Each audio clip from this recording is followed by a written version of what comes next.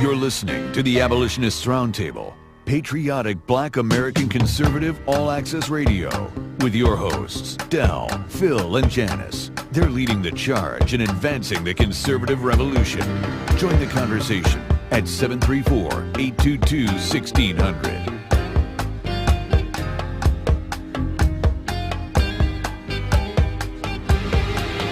All right, folks. Here, before we have a guest with us, Patrick Colbeck. Before we get to him, we're gonna just play we had a commentary from Milt Harris. He sent down. He wanted to play, and so we're gonna listen to that, and then we're gonna get with the senator.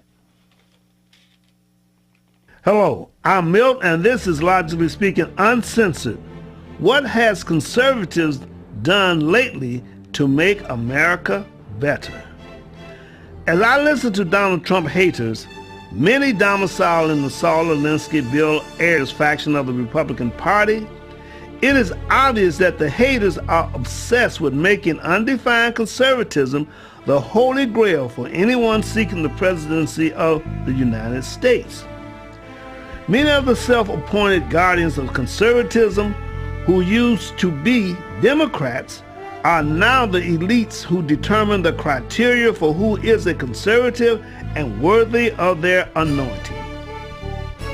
As I examine the accomplishment of the self-appointed guardians of conservatism, I found little evidence that shows where they have stopped the destructive agendas of President Obama and the Democrats, or halted the advancements of political correctness.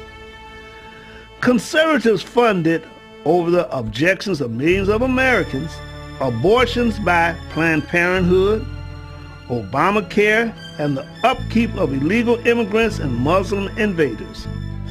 And they did not stop President Obama from suing Arizona for enforcing state border laws, while Obama refused to enforce national border laws. Conservatives allowed Obama to demoralize the military by ordering open homosexualism and the placement of women in frontline combat positions. And conservatives have not stopped Obama from bringing thousands of unvetted Muslims to the country, which cost legal Americans millions of dollars. Conservatives never questioned the Obama Democrat regime about who ordered the removal of God from their 2012 platform, and who told President Obama and Hillary Clinton that the mayhem, slaughter, and sodomy of an American in Benghazi, Libya, was caused by a video. If conservatism and conservatives are all-powerful and formidable, how come they surrender to Obama and the Democrats everything they want? As Trump haters like Michael Medved, Mark Levin, Bill Brooks, Dennis Prager, Bill Kristol, Charles Krauthammer, Brit Hume, Paul Ryan, and other "we know what's best for you" Republicans and pundits glorify conservatism, their opposition against liberalism, socialism, communism, and fascism, and enemies domestic and foreign, is deplorable. Conservative elites never supported the Tea Party and never condemn anarchists who denigrate the American flag as they disrespectfully display Mexican and other anti-American flags. Conservatives never condemn Islam for the atrocities and murders of Christians committed by Muslims, and they refuse to denounce secular hedonism, which is rampaging across the nation like a plague, infecting and destroying every normality in its path. Conservatives have given Obama and Democrats a green light to do whatever they want. And now they want legal Americans to believe conservatism is the panacea for the nation's problems? Donald Trump, a nationalist, is embraced by millions of legal Americans who see him as a fighter against political correctness and a champion of United States exceptionalism. And they are sick and tired of voting for conservatives who do not fight and defend constitutional laws, national integrity, and morality. In 8 years, what has conservatives done lately to make America better? Answer, virtually nothing. I am Milt, logically speaking, uncensored, saying, think about it.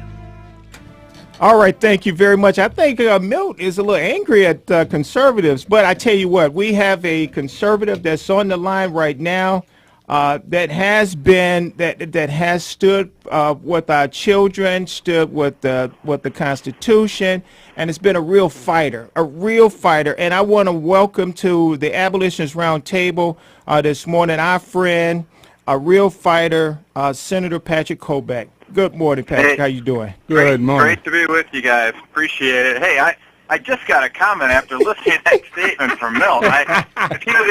If he would insert the word Republican, I'd be in agreement with him. But yeah, I don't think, he keeps using that word conservative, and in the words of Princess Bride, the movie Princess Bride, I don't think it means what he thinks it means. Yes.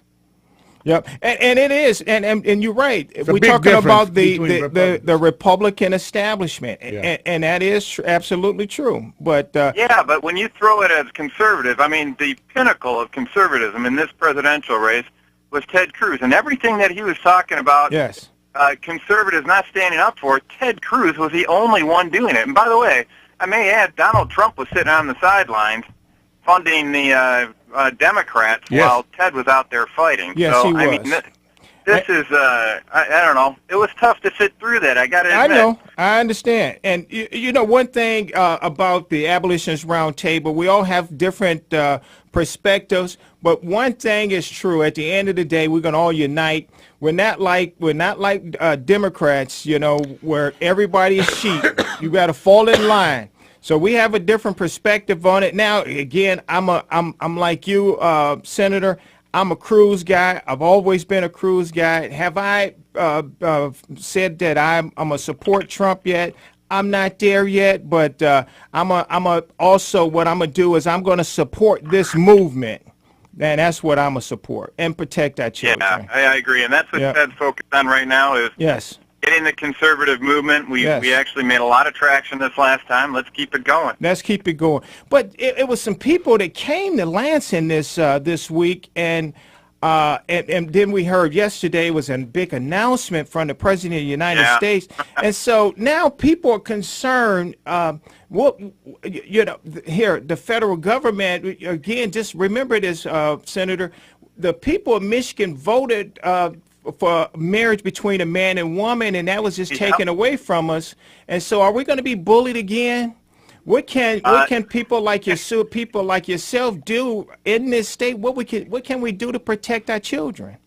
Well, number one, we're not going to be bullied again, and I'm tired of the federal government deciding that they're going to dictate policy from on high, and we're just going to fall in line. First of all, that edict that was issued by the Department of Justice and Department of Education yesterday under the Obama administration is something that if you actually read, they put a veiled threat in there that they're going to take away our funding, our federal funding, if we don't abide by their edict. And when you read Title IX, which is the excuse that they're using as the reason to take away funding or the veiled threat to take away funding, Title IX talks about sex.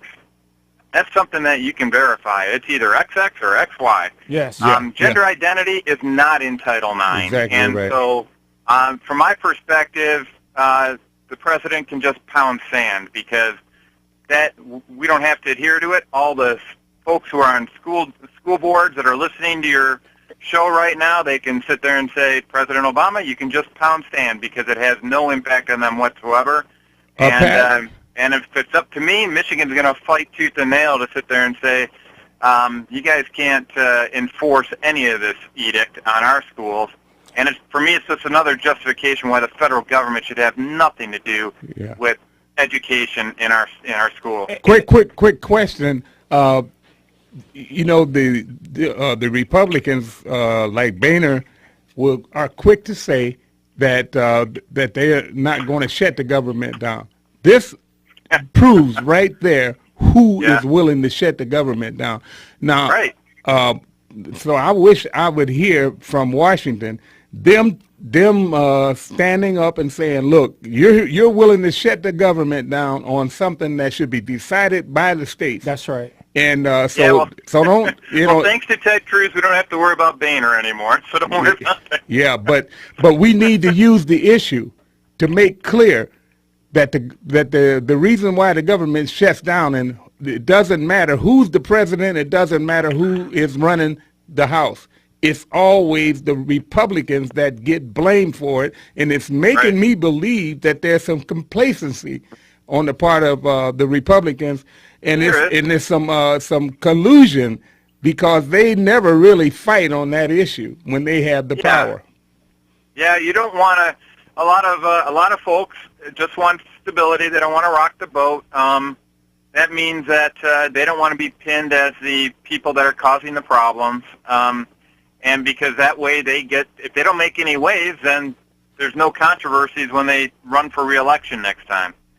And but that shouldn't be an issue either. That's not what we're elected to do. Yeah, but that shouldn't be an issue either, because the last election proves that when Ted Cruz shut the government or tried to shut the government down, guess what happened? We increased the numbers in both the House and the Senate. I know. It happens every time, but the media pushes a different narrative, and we've got to overcome that. That's one thing that was very evident in this last election is, you can always get a diehard group of folks that I will call true conservatives, not what Milt was talking about. That's right. Yeah, I'm with you. And that will understand, they'll do their homework, they'll understand the issues, and they're going to realize where we need to make a stand. And same thing on the liberal side. So the Bernie Sanders diehards, they've got a group in there as well. But in the middle, there's a squishy middle that's going to be swayed by the media throwing popcorn up on the screen, on the movie screen, if you will, where it's just sitting there saying, if you say Trump, Trump, Trump, Trump, whether it's good or bad or whatever, you're just thinking Trump, Trump, Trump, and you're going to end up being influenced by that. Well, it's the same thing here on the budget shutdown. If they keep talking about it it's that swayed middle that you really, really we got to address in the next election. Yeah.